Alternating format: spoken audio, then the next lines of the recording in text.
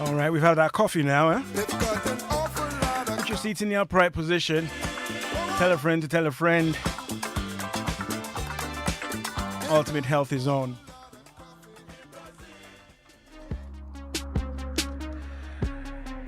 So today,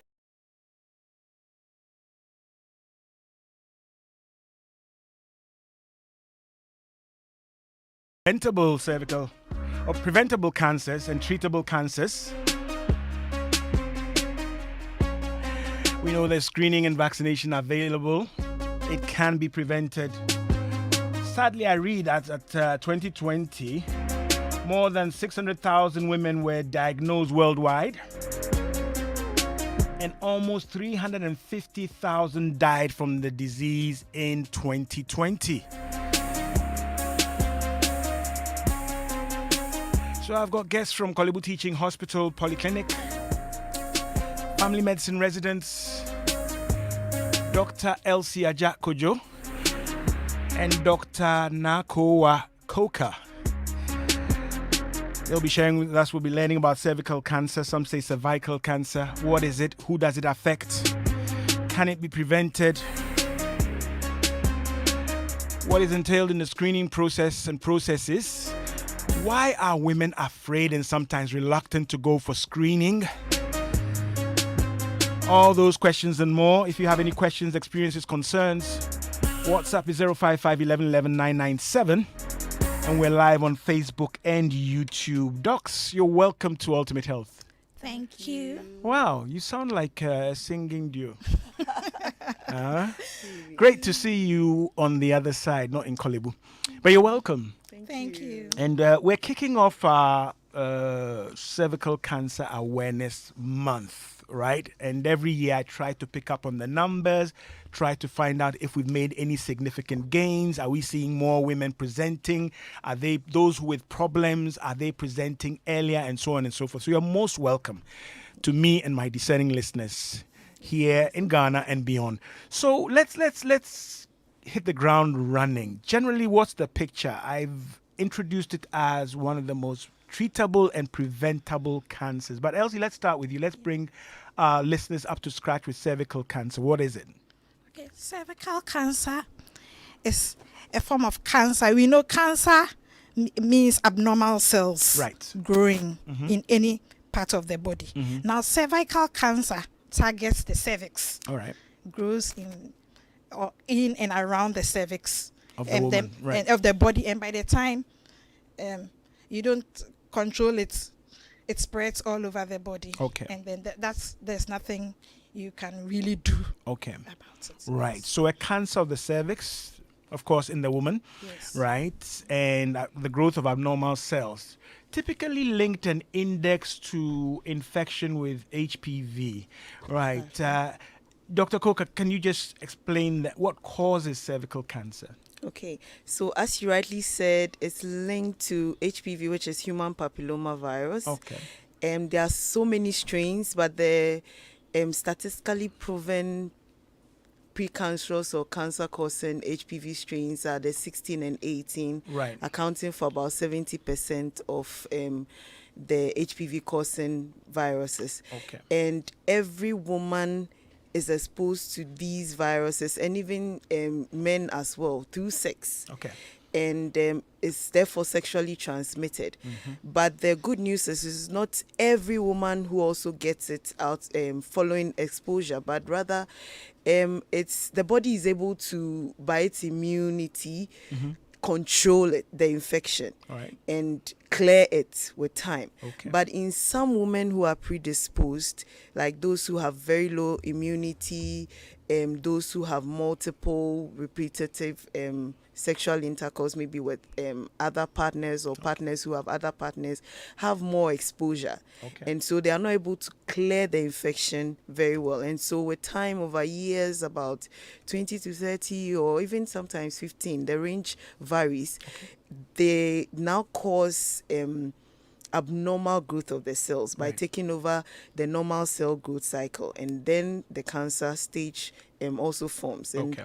if you look at this, it means that there's always opportunity to pick it early within that period where we are expecting the infection to be.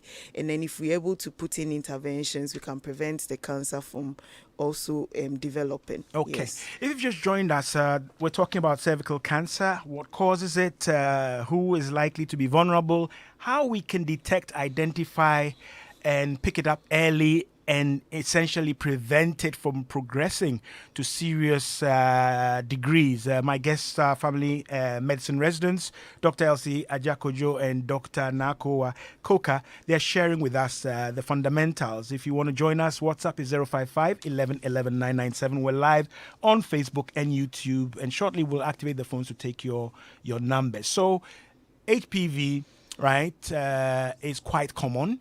It's sexually transmitted, so everybody is exposed to HPV, Yes. right? And there are, should I say, significant variants or strains of this HPV which are highly and strongly associated and linked with cervical cancer.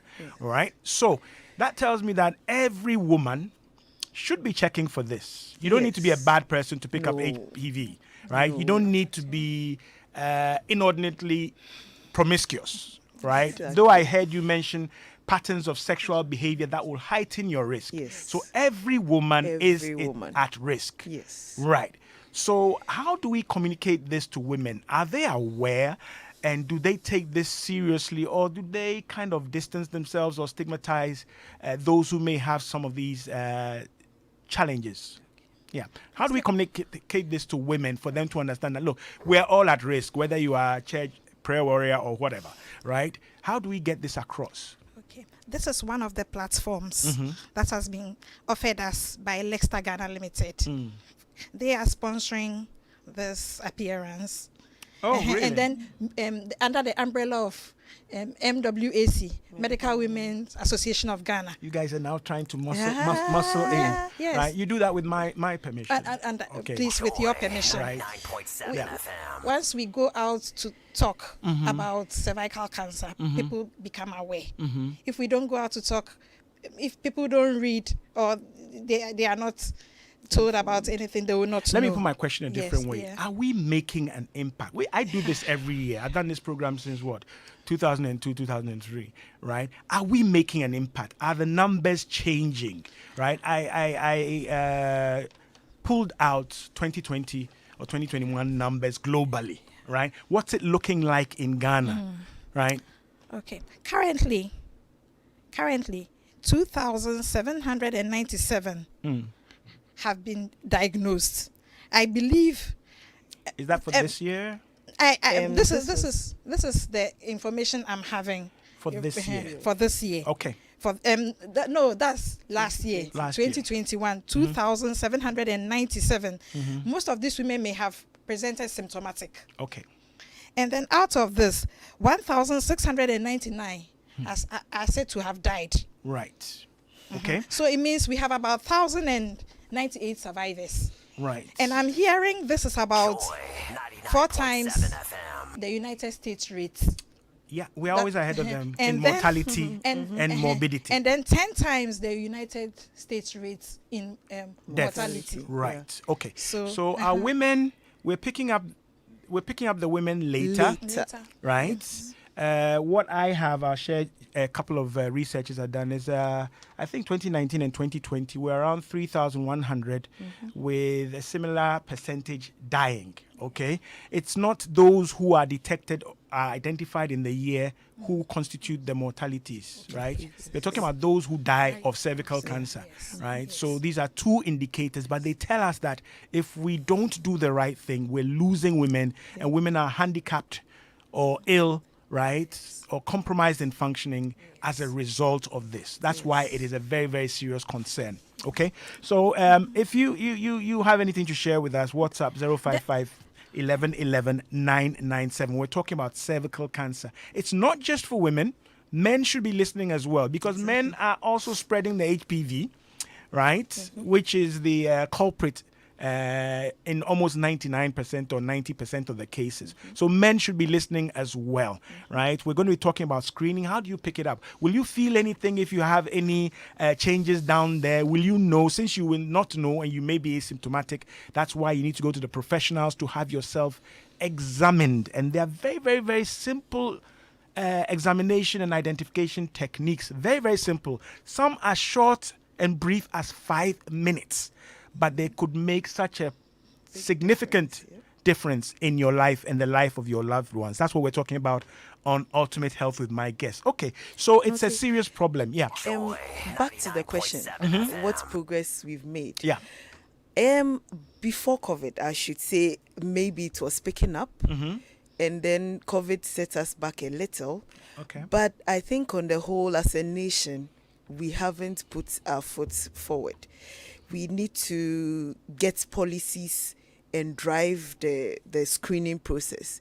We need to integrate it into, currently it's not even on insurance, and it's one of the setbacks because people do it at their cost and not everybody can afford. People need to, WHO recommends the HPV DNA testing as the gold standard. Right. But we can't, like most people can't afford it. And so they also have a standard for resource limited countries. Yeah. And yes, it helps a bit. But then that means we have to do that more frequently than we would have done it in a setting where we could get cover. Right. Secondly, in educating all women, we should have it in as part of our reproductive health education down to even the elementary school, because that's where we should start the prevention. Yeah. And we don't really have it well integrated into the curricula. We should let the young girls know this is there. Okay. And right from there, we could even start vaccinations and prevent this from like them getting it. So we need to set up. Yeah. Right, we need to set up, and the doctors are saying that, but I always hit back at them and say, look, I've been hearing we need to set up for years, right? I can pull up researches where each researcher, whether it is public health or gynae or whatever, they are stating that the lack of a well-structured, integrated country policy, right, is part of the problem.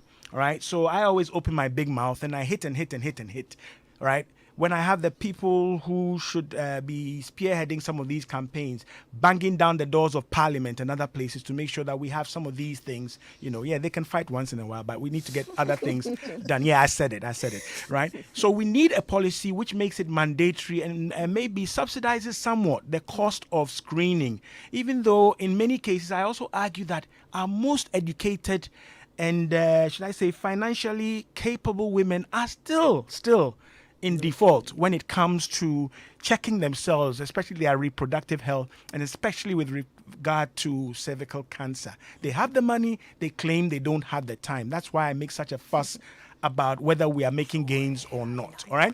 So if you're listening to us, you can share, you can contribute. WhatsApp. I'm seeing some green things lighting up on my WhatsApp. Let me scroll and see. The usual suspects. Okay, this is all to... Oh, no, these are earlier ones, okay? WhatsApp is 055 11 11 997 if you want to get in on the action. We're talking about cervical or cervical cancer, how it affects women, how we can pick it up, what causes it, who is at risk. Everybody, every woman, right? So every woman should be checking. And interestingly, there's a vaccine for this. So we even have attempted programs. I'll ask the ladies, the doctors, how that's going, because we wanted to vaccinate prepubertal and girls before they get sexually active, right? To protect them. Okay, how's that going? Okay. Well, we have 2 vaccines that are known. Right. The Cervarix vaccine, and then the Gardasil vaccine. Okay. Now, the Cervarix vaccine and the Gardasil vaccine can be obtained in Ghana. Okay. I know a center here in Ghana. Okay. However, you talk about costs. A Cervarix vaccine, each shot costs 480 Ghana cedis. Okay. And then you need about 5 shots over time. Right. To be really vaccinated, Okay. to be completely vaccinated. Okay, And then the Gardasil vaccine costs about 350 Ghana cedis. Okay. And you also need about 5 Okay, shots. so there's a cost, There's but a there's cost. actually the main point is there's It's vaccination available available for both boys and girls. Okay, Dr. That's- Coker, what does the vaccine do? Does it prevent infection with the HPV and then progression to cervical cancer? What it does, it doesn't prevent your exposure, but it now prepares your body. Right. So we are looking at the immune system. Okay. So you are getting your immune system prepared with the right, in a simpler form or The right word, defense responses. right defense responses, Okay. so that when they are exposed, so if we give it to the prepubertal, so with the assumption that they have not yet started having sex, Fingers so crossed. when in quotes, so when they start, then when they are exposed, the body is able to now contain this and Okay. prevent it from developing into cancer. Okay. Yes. All right. You mentioned a program. I mean, there was a program attempted through Global Fund and some other agents to get this done freely. I think the problem was with data at a point and all. So we still haven't hit the targets that were set for that study. Okay. I'm not sure if we are still taking in data from there, but then it was started in some pilot schools and hoping that based on the successes we get, we can roll up a program. We are still not there. Okay. Yes. All right. Great stuff, right? We're going to be talking about screening, right? What do they look for? How is the screening done? Many of you may have heard about the Papa Nicolau smear, pap smear, right? And also the visual inspection with acetic acid, right? Which many of the midwives and other cadres of health professionals are trained to do properly, and which is quite reliable, right? So we'll be talking about that in a second. We're talking about cervical cancer with guests from the Family Medicine Directorate of the Kolebu Teaching Hospital, specifically the Polyclinic, Dr. Elsie Ajakojo and Dr. Acquah. You have any questions, experiences, concerns, you can share with them.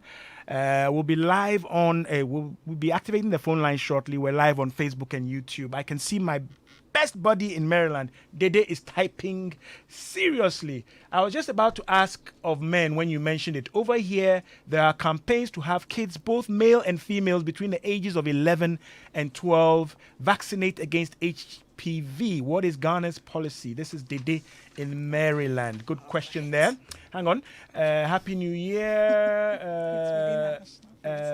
Okay, this is something else. Falls within our Your mic is on, so they're hearing everything you're saying. Relax. Right. Okay. So that's from Dede asking about the policy with regard to men and what we're doing, since in the US, they are actually vaccinating young boys and girls age 11, 12 against HPV. So again, the issue of policy comes in. Are we doing anything in that regard? Well, Ghana will buy into the global strategy of 2030. We are already buying into the global strategy to vaccinate 90% of eligible girls against HPV. No, that is just the information is signing on. We are signing on. You're supposed to do 90% identification, 90% vaccination, and 70% treatment. Yes. Right? Yes. So when you say Ghana is buying in, hello. The information is available. That's why we are here.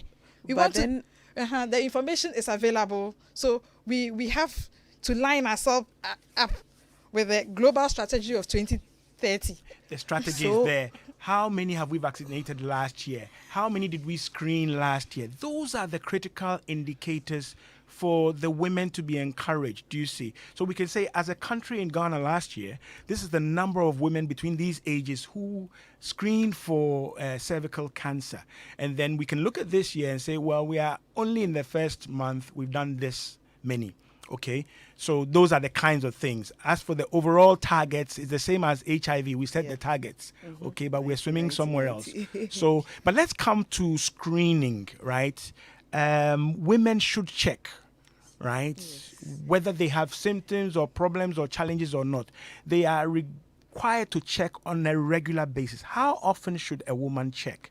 Okay. And can we relate this to the age of the woman as well? Okay. Yes. Yep. From age 30. a woman must check every 2 to 3 years if this woman is immunocompetent. Other women who know they are immunocompromised, like HIV infected women, women living with HIV. So what you're saying is, if your immune system is okay, it's okay, right? You should check how many times? You should check every 2 to 3 years. Every 2 to 3 years. At least every 3 years, you should go to have a pap smear done. Okay. A pap or a VIA, whichever is available. Okay. However, if you are a person living with HIV, for example, a person living with cancer, for example, you are supposed to start checking from 25 years of age. Okay. Also, but if women who know they are already immunocompromised are supposed to even check with the HPV DNA test every 5 years. Okay. All right.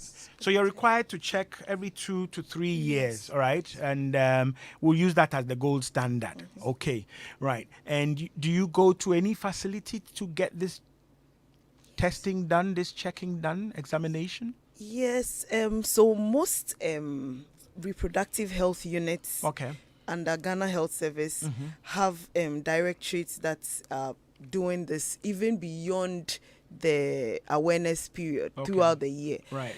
Let me give a shout to my ladies, my golden ladies at Ridge Hospital, Greater Accra Regional Hospital, Doris, Juliet. Ooh, the names are gone. In Kolebu, Rose and Co. At the unit. I'll give them all a shout out because my Charlie's angels. Teresa Gale, I say happy New Year to you. I'll be bringing on my Charlie's ladies soon, right? But so we have units dedicated. Yes. Round the clock all year. Yes. Okay. And then there are other private facilities on board. The challenge is the data consolidation. And as you rightly said, if we don't do that very well. So I think we started getting cancer directorates in the various facilities so that we could put the figures together and hopefully get the national figure more well aligned and clear so that we can fall back on that. Okay.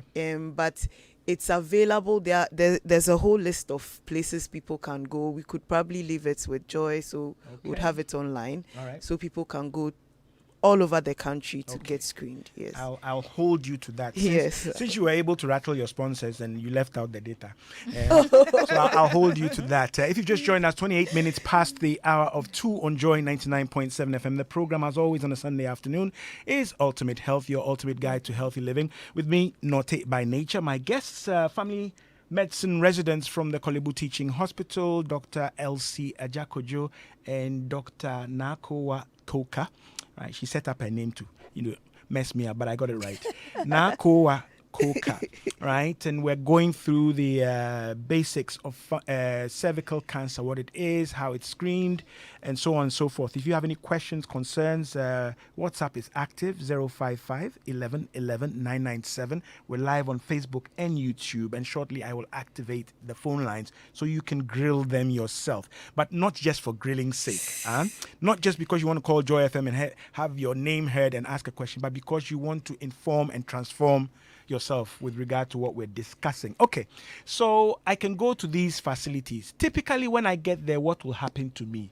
Is there something I'm supposed to do or not do? Should I not drink water? Should I not eat wache or whatever? What can we tell women? What should they expect and how do they prepare for these examinations? Okay, so prior to coming, you can eat, you can drink water, have your normal morning routine. I don't need to tell my boss I'm not coming to work. No. You sure? It should be a fast process. As you said, some are as quick as 5 minutes. Okay. The issue is before you come, don't douche or try to clean so much. Because it would affect the results that you would churn out. It's simple, but maybe just to let you understand, you do a pelvic examination. So the woman is made comfortable in a very safe and very private place. And with a practitioner who is trained, you are put in a position that you'll be comfortable in to the process is explained to you. And we use what is called a speculum. Most of them are disposable, so it's one-time use for you. And you are put in a position, it is placed there. It's uncomfortable, but it's not painful. Okay. And sometimes you are taught how to get over that discomfort. All right. And then a swab is used. The swab is usually like what we use for our ear, the earbud, but it's a longer one. Okay. And that is just placed through this speculum to the cervix, to reach the cervix, and then you sweep around the cervix and get as much of the cells around the cervix as possible. There are various methods. The one that is now more frequently used is the liquid-based pap smear. But we also had the classical one, which comes with a brush as well. And so you take sweeps of these cells in that area, and then with the liquid-based one, it's immersed in the liquid, and then it's sent to the lab for evaluation. Okay, hang on a sec. So what you're doing is being examined. Examined down there, yes, right? Down there. So your private parts are being examined, right, by a trained professional. And that person seeks to take a sample of your cells, right? And uses the swab, right? To access those cells, take them out, and then that sample will be tested. Okay. So would you know the results on the day? Usually no. Okay. The one that will give you the results on the day is not the PAP, it's the VIA. Right. That's visual We'll come inspection. to that in a second. Yes. Yeah. Okay. But with the PAP, it's sent to the pathologist or the histopathologist, and then they do some staining and things, which is a process. And so usually you should get that within 3 days at most. So the facility will call you back. I know require that you come back. Arrangements. That they'll call you. That your results are in, and then you come, and based on your results, you know what next to do. And it's all right, great stuff. So that's up to that point. You will get your results. We'll get to that point in a second. It looks like I have a caller on the line. Hello. Hi, good afternoon. Who am I speaking to? This is Paulina from Legon. Right, Paulina, share with us. I had a pap smear in 2013. And afterwards, I took the 3 doses of Cervarix. And I'm wondering, at that time, they said you need only 3 doses, but I'm hearing that you need about 5. Can you clarify? And what can I do after this long while that I had the last vaccine? Do I need a booster, or what do I do? Okay, so 2013, she had the smear, right? And then she proceeded to be vaccinated, which I guess presupposes she hadn't been exposed, right? She's had the 3 shots, but she's heard you mentioning 5 shots. This was 2013. Has anything changed? Well, this is current information that I'm obtaining from one of the family planning units. This is current information. So please, let's get in touch with her. All right. She mentioned the Cervarix, right? Yes, please. Let's get in touch with her. And then we'll ask the facility where she did it, and let me ask if there's a booster. Because this is current information. But what you can also do is don't hesitate, contact your service and care provider, and they'll be able to directly respond to your questions, right? But thanks for sharing with us. 0302216541. Those are the healthy buttons to push to get into Ultimate Health on Joy 99.7 FM. We're talking about cervical cancer. We started our awareness month, and we'll be having a couple of these professionals come in to share information about cervical cancer. Right. So we've just done the pap smear. I have another caller. Let me just quickly take that. Hello. Hello, Martin. Hi. Can you just lower the volume on your sets and then? Happy New Year. Oh, Happy New Year. Right. Who am I talking to? Amy from La Paz. Amy from La Paz. Yes. Okay, you're welcome. Happy New Year. Share with us quickly. Yes. My question is just like the first caller. I also had mine about 10 years now. It was 3 doses. And so I also wanted to know if anything has changed or, since then I've been doing anything anyway. The last year I was there to screen, and they said the next 2 years. But the fact that they are mentioning 5 doses, so I don't know if that one I had 3 doses was sufficient. Okay. So, Thank you. All right. Okay. You follow the instructions. You've had your 3 doses, and if there's any update, we can get that for you. But the important thing to emphasize also is that you still need to screen, Yes. right? Yes. Even after these interventions, Yes. you will Yes. still require screen. periodic screening. Yes. Yeah. Yes. Once you've had the vaccine, Mm-hmm. you will need to be screening after 5 years, in Okay. 5 years intervals. Right. But without the vaccine, you'll be screening As normal. more frequently. Okay, Yes. right, great. I'm glad the women are calling. And my guests tell me that they have some arrangements, and a couple of years back too, we did that. We're able to facilitate screening for some of our listeners as well. Right, I have another caller. Right, hello. Hello. Yeah, hello, good afternoon. Good afternoon. You are coughing. I'm worried. who am I speaking to? Yeah, am I speaking to Mr. Notijia? Yeah, Zinzima. It's me, William Kojo. It's been a while since my backbone sister that I informed you on the airways some shatter. You know what I'm saying? Yeah, Zima. Do you have anything to ask? I mean, my condolences. I hope everything has been done. You did it. Apart from all the DJ, you give me more condolence. And you know, you passed away at the Roman hospital. Forget about. But to me, for example, I smoked since day one, and may I know how is the cancer effect in my lungs like? For me, William Kojo, and I work at AD Security Service. Yes. And also all right. I base at Happy Electronics Cycle for you. Zinzima. Zinzima, you know what? We're doing cervical cancer, right? That cancer applies to women. Okay, though I'm glad you're listening. When it comes to cancer or lung cancer related to tobacco use and nicotine, we'll do something on that. But I'll ask Abeku to collect your number because you are still smoking, Zinzima. Because I'm killing the corona. Don't worry, Abeku will get in touch with you and we'll sort that one out. Take care out there in Koforidua. Right, Zinzima is asking questions. Phone line still active. 055 11 11 997 is WhatsApp. 0302 216 541 is the phone line to call. All right, so women are asking, they want updates, right? So they should be in frequent contact with their providers, right? Even if they are okay, right? And even if some of these guidelines change, okay? Right, but I'm glad that I'm getting women who are mentioning that they have actually accessed the vaccine and they are compliant, right? That's a great thing to hear, okay? So my phone lines still remain active, 0302 216 541. Now, for resource-constrained environments and countries, it's been helpful to have a lower tier but still reliable, valid examination process. So we have the visual inspection with acetic acid, which actually is vinegar.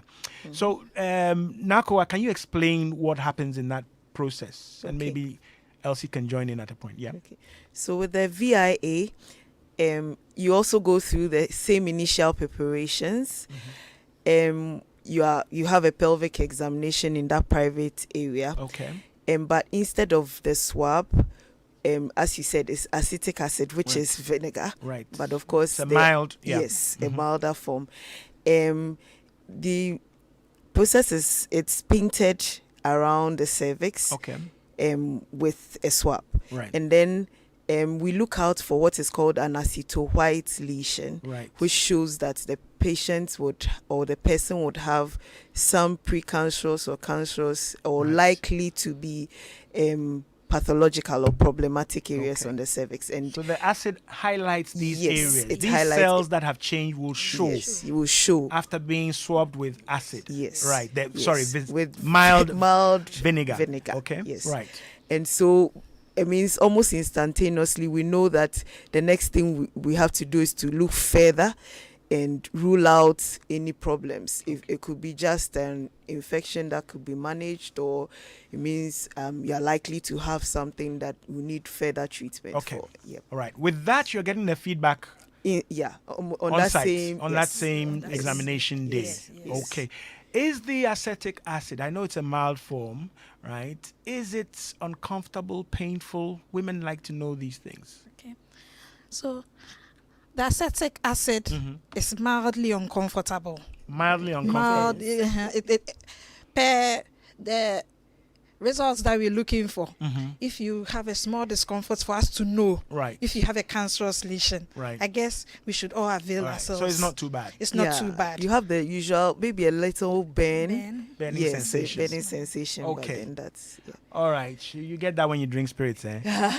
Okay.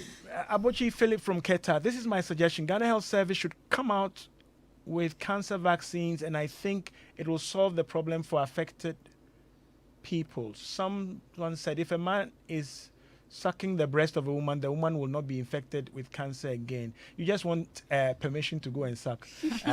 We've talked about this several times. There's no direct linkage with whether your breasts are being sucked, whether by your husband or somebody else. Please, adults should do their things, but not turn it into a license. Good afternoon. Great work they are doing. I was privileged through this program to do a pap smear at Rage 3 years ago. I'll be grateful if I will get the opportunity again. This is from Jennifer Sewa in Kaswa. Well, we're trying to see what kind of sponsorship and what kind of arrangement we can have, which is smooth, right? We've done it before. I'm glad you remember it. Sometimes there are a few administrative hiccups that make it difficult. We don't want women to get there and then they are delayed or told to come another day. So we'll figure out how best to do that. Thanks for sharing. Good afternoon. What causes this disease, and can it be transmitted when you have sex with your partner without a condom? Happy New Year. This is Papa Ansa from Latte Acquah Pim. Right. So protection, and if you are found to have some of these cancerous cells or changes, right, or if you have been exposed to HPV, should you be having protected sex? This is what the person is asking. So certainly, protected sex is the way to go once you are not committed, or you are not sure. Sex. Yes, safe sex. Right. Yes, but definitely any sexually transmitted infection, you need to protect yourself There's from a potential it. Yes, there. there's a potential. Okay. So it's an important thing. Once you vaccinate you take the vaccination, you should still take charge of your health. I believe. Right. You shouldn't still. You're responsible. Yeah. Right, for your health and your health status. Yes. Okay. So and all those of you doing serial monogamy, we need to talk about that. Several partners all keeping secrets from each other. I have a caller on the line. Amy on the line. Hello, Amy. Yeah. Hi, thanks for waiting. Yes, Amy. Yes, I'm back. Would like to know if a woman of age 30 who is not sexually active can go in for the severance. A woman of age 30 who is not sexually active. Yeah. Right. Swear to God. Okay, yes.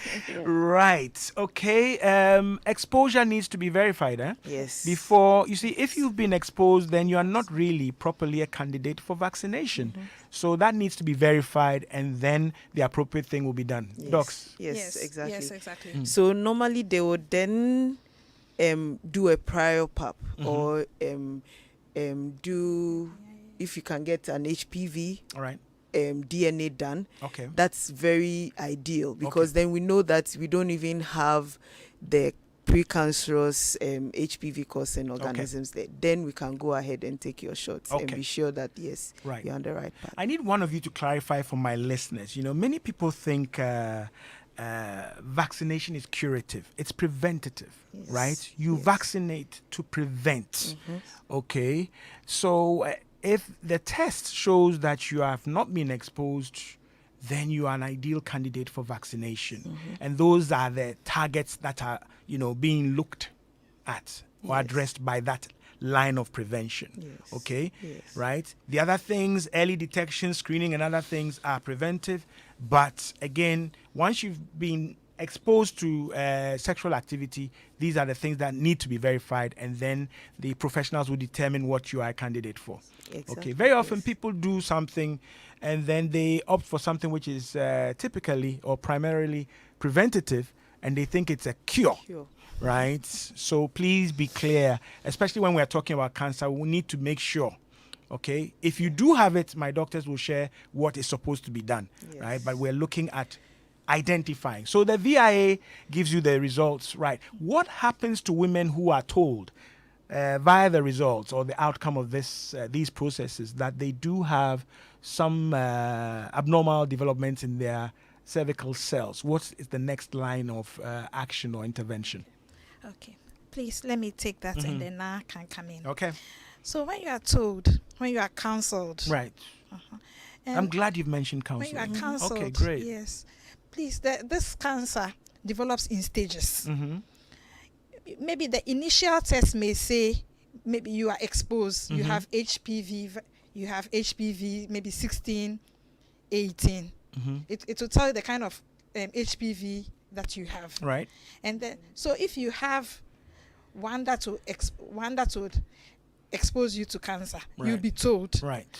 If you have precancerous lesions, we can go on to ablate them or cut them out. Then we have the surgical management. Okay. Initial surgical management. Right. It depends on the stage that you'll be found in. Okay. Some we catch them too late. Right. They will have to go through chemotherapy, radiotherapy. Right. They're actually treating cancer. Then you have to treat the cancer. Right. But if we catch them initially, they might go through a simple surgical procedure, and then we'll carry on to investigate them. Okay.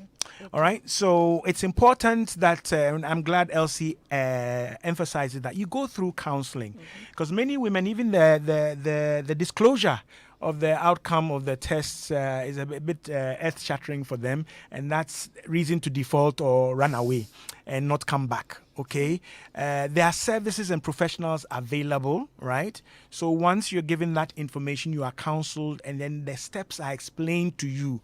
Your compliance with those steps, especially if you are identified early, is critical to determining the outcome and whether it will clear and so on and so forth. Okay, right? If you are dealing with the actual cervical cancer, also you'll be counseled and taken through the steps. That's what my guests are sharing with us. Yep.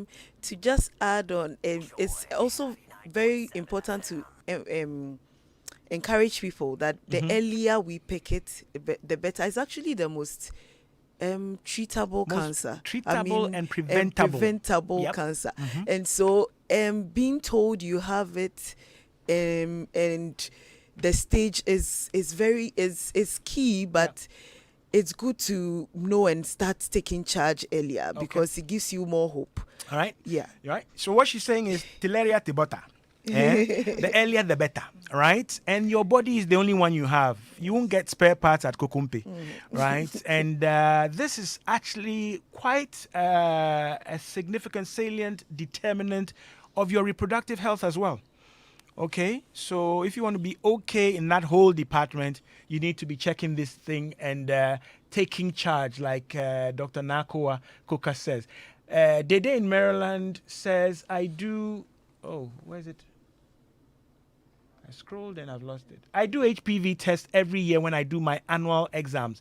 But I heard one of your resource persons, if not mistaken, say or suggest an interval of 3 years or periodical for most people. What do they mean by periodically? This is from Dede, right? So if you can clarify, you said we gave the age for adults and then those who were immunocompromised, but she wants you to go over that. Okay, Dede in Maryland. Okay, in US, you are going for annual exams and you do it annually. Right. That's the best.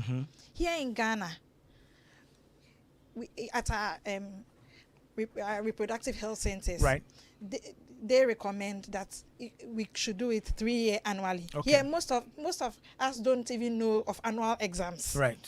So please, but we should. If you can afford it, if you have access. If you can afford it, right. Yes. But for here, it's known. Okay. It's known that if you do it every 2 to 3 years, you're okay. We are okay. Right. But if we should do it annually, is the best. Right. And also, it's helpful to know those who have health insurance have some of these things built into their health insurance packages. Yeah. Right. So those of you on insurance, you can inquire from your insurer or your provider. Right, and you find that some of these things can actually be covered in a benefit. Sometimes even your employer is willing to cover some of these things. Some, right? So do find out. Thanks for sharing that, Dede. And it's good to know our terrain is a bit different, but hey, where we have better resources, people should check some of these things regularly. And don't forget, outside, most people are tied to their regular physician, right, who knows them from way, way, way back and knows their bodies. But here, people are going and doing lotto in an OPD, and they'll see whoever's on duty, and then the next time that person got married, traveled, and is in Canada, etc. Okay, 10 minutes to touchdown time on Ultimate Health, Joy 99.7 FM. Still, okay, apart from Zinzima, right, there's been no male caller, right? But we're talking about cervical cancer on Ultimate Health, Joy 99.7 FM. My guests are Dr. Acquah Kuka and Dr. Elsie Ajakojo. They are with the Family Medicine Directorate of the Kolebu Polyclinic. They're a very busy polyclinic. So that's why I drill them, because sometimes when we have these programs, my guests and informed listeners will descend, right? And they rattle the system. And then we come back with the pink sheet as to whether it's really that simple and it's really 5 minutes, okay? So if you have any questions, concerns, WhatsApp 055 11 997 0302 216 541. Those are the healthy buttons to push to place a call to Ultimate Health on Joy 99.7 FM. We're also live on Facebook, and regards and Happy New Year to all our international, right, or should I say virtual listeners as well, watchers and listeners, because they watch everything I do. Sometimes they tell me I squeezed my face, so I did something. Right? We're live. All right. So what are some of the typical barriers? You know, some women say when you do the pap smear, it breaks your virginity, and therefore a man will say you are not a virgin.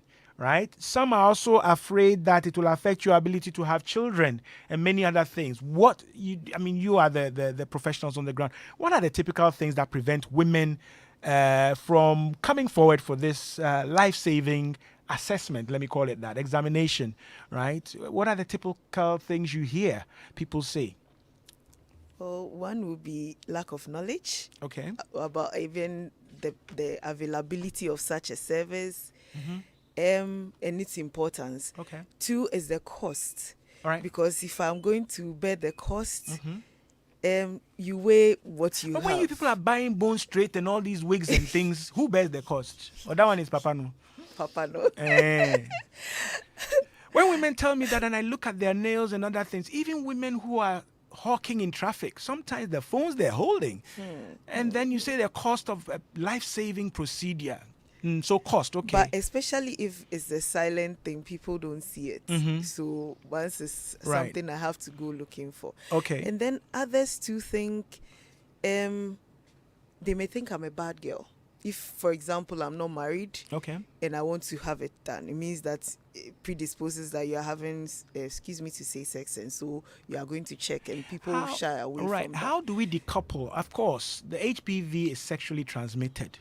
And as soon as we mention sex, people do all sorts of negative things, okay? Meanwhile, it's going on, right? How do we get people to understand that, look, this is a serious issue, go forward.